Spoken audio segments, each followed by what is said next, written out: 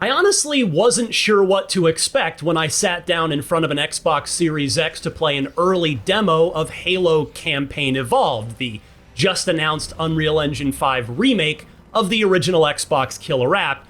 And yes, it is a proper remake, not a remaster like Halo Anniversary was. And I'm still not sure exactly how I feel after playing it. I definitely wanted to be blown away by the visuals, in the same way that the original Halo Combat Evolved knocked my socks off back in 2001.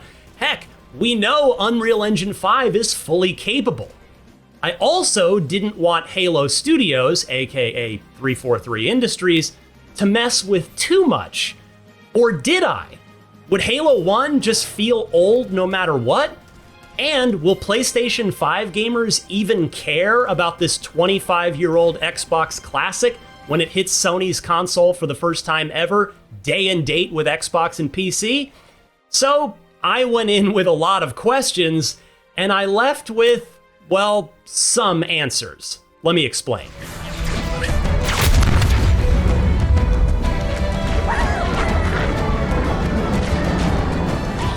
I suppose we might as well start with the obvious, how it looks. Is my face properly melted? No, but maybe yours is? I'll be curious to read the comments on this one. But anyway, Campaign Evolved does look very nice, no doubt. It certainly doesn't look like it's 2 decades old anymore. I played a chunk of the legendary Silent Cartographer mission from early in the campaign, and the skybox is beautiful, the water looks great, the trees look very nice, and the terrain texture looks sharp and clean. Once you get indoors, the alien architecture has a unique sheen to it that the original obviously never had. Meanwhile, the weapons all look exactly how you'd expect them to look in the modern era, and the grunts, jackals, elites, and hunters all look convincingly new rather than reskins of quarter-century-old creatures.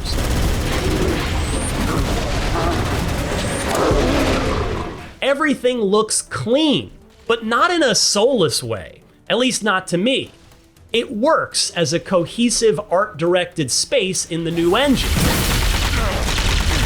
I also appreciate that VO from the principal actors, Steve Downes and Jen Taylor at the very least, has been re-recorded. I've been able to pinpoint the main facility by cross-referencing Covenant survey data and religious texts. While mocap has all been redone for the rebuilt from scratch cutscenes. But let's talk about my biggest concern coming into this demo, the classic Halo feel.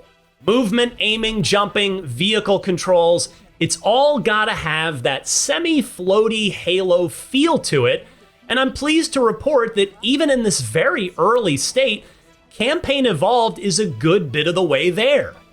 No doubt they'll continue to tweak it over the coming months. This release has no official release date beyond 2026, by the way, but I would be stunned if it's not time to release at or very near the 25th anniversary of Halo Combat Evolved in November of next year.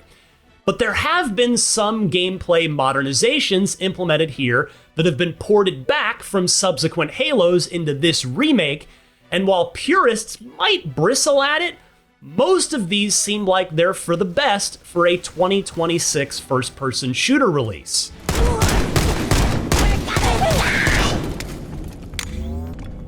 Interesting. I underestimated the Covenant's understanding of Halo's subsystems. For starters, vehicles are boardable and destructible now as they were in subsequent Halo games. That means a ghost can no longer torment you endlessly, nor are you effectively invulnerable in a Scorpion tank. On a related note, a 4th player can now sit on the back of a Warthog. Oh, and though I didn't get to try it out on the Silent Cartographer, the Wraith is drivable now too, as it first became in Halo 2. Also, any weapons the bad guys wield, you can too. As such, the energy sword is now in your tool belt if you take one off of the corpse of a gold elite. Halo Studios says that there will be 8 weapons from Campaign Evolved that aren't new to Halo, but are usable for the first time in Master Chief's first adventure. On the movement front, Sprint has also been added. It's not on a cooldown either. You can run endlessly. I could see this one annoying the Halo 1 purists most of all, but not only do the developers say that you can turn it off, you can also just not use it. I actually found it handy when running back down the beach towards my mission objective after I'd wandered off to go stare at more of the new Unreal Engine 5 rendered spaces. What about co-op? After Halo Studios fumbled that in Halo Infinite, you're probably wondering about it for the remake. 2-player split screen is confirmed, though sadly it wasn't available in my short preview build, and the development team also promises 4-player online co-op with full cross-play and cross-progression support. As for proper competitive multiplayer, though, unfortunately, the answer to that is right in the name of this remake: Campaign Evolved. There's no multiplayer here, which is a shame because it'd sure be fun to see Blood Gulch or Sidewinder or Hang 'em High in Unreal Engine 5 with online crossplay support. I asked Halo Studios about this, and executive producer Damon Kahn gave me an extremely media-trained answer, saying the team is, quote, very focused on recreating the original campaign that started it all, end quote, and continuing, quote, Halo Infinite and Master Chief Collection provide really great experiences for multiplayer, end quote. Well, sure they do. For Xbox and PC players, that doesn't really help new PS5 players fall in love with Halo's glorious multiplayer, though.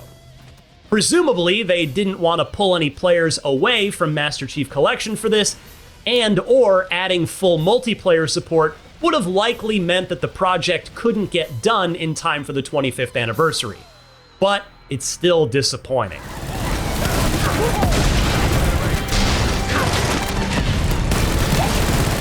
That led me to wonder about pricing. Would this be a full $70 release, or perhaps even $80 by the time it comes out, since Microsoft already tried to push to that price point this year? Or will it be priced lower, particularly since it's campaign only? The Halo Studios team would not say when I asked them directly, so this remains to be seen. Personally, $50 feels right for this, but that's just my opinion. I also think that $20 per month feels like the right price for Xbox Game Pass Ultimate. Okay, so no multiplayer, but there is one significant addition that I'm legitimately excited about. A new 3-mission prequel campaign that revolves around Master Chief and Sergeant Johnson. This could be extremely cool, but unfortunately, that's literally all we know so far. In fact, Halo Studios wouldn't even tell me if it's accessible out of the box, or if you have to complete the campaign in order to unlock it. I also asked if they'd be repurposing existing music from the Halo 1 soundtrack to score these missions, or if they might commission something new. Dare I dream they reach out to Marty O'Donnell himself. And they, guess what, didn't have an answer for me there either. We're approaching the LZ. It's gonna be hot. Get set to come out swinging. Getting back to gameplay, I must say that I still had fun hooning across the beaches of the Silent Cartographer and a Warthog, my UNSC Marine buddies in the passenger and gunner seats, helping to mow down Covenant bad guys while I attempted to turn them into hood ornaments with my front bumper. Just like old times. I also manned the gun turret at one point to test out the friendly AI, and it still needs work. In fact, someone on the development team acknowledged this later without me bringing it up, so it's clearly something they're aware of. Honestly, though, it's not something I'm even worried about when there's still probably upwards of a year of development time left. It's the same thing with the frame rate. No doubt some folks went straight to the comments to note any inconsistencies they saw, because I definitely noticed some. And while it's certainly important, it's not something that I'm sweating this far away from the end of the project. The Covenant are putting up a real fight. The Cartographer must be here. Oh, and I should also mention that Halo Studios is adding skulls to Halo Campaign Evolved. Lots of them, in fact. Dozens was the word they used, with an emphasis on this remake having the most skulls of any Halo campaign ever. Replayability is clearly a focus for the studio here, which is understandable, given Halo's strong history in that department, as well as the lack of adversarial multiplayer, and hopefully the skulls will spice things up for Xbox players running through this thing for the umpteenth time.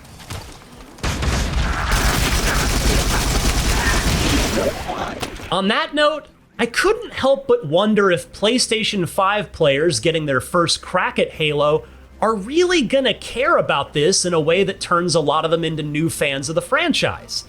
It's a genuine question. I've got a lot of personal history with Halo, so I simply can't answer this one. For somebody with no nostalgia for Master Chief, will those players find Campaign Evolved as compelling as I found Combat Evolved?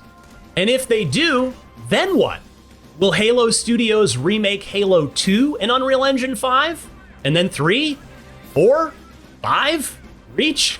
ODST? Infinite? Or will they just port the Master Chief Collection and Halo Infinite to PS5 to catch those players up?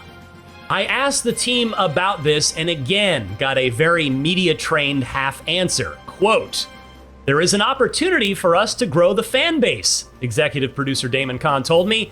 "We're bringing the most players, we believe, to Halo ever. And so that growth is what we're truly interested in. And again, I hinted before, this paves the way for future stories and Halos," end quote. And so as you can see, I'm still left with many unanswered questions about this remake project. But to Halo Studios' credit, this early demo did answer a couple of key ones about how good it would look and how Halo-y it would feel. So far, so good there. I'm very excited about the new 3-mission prequel campaign featuring Sergeant Johnson, as it will be the first new single-player content in a Halo game in, by that point, 5 years. Can Campaign Evolved relight Halo's spark? That's the biggest question of all, and it'll have to remain unanswered for a bit longer.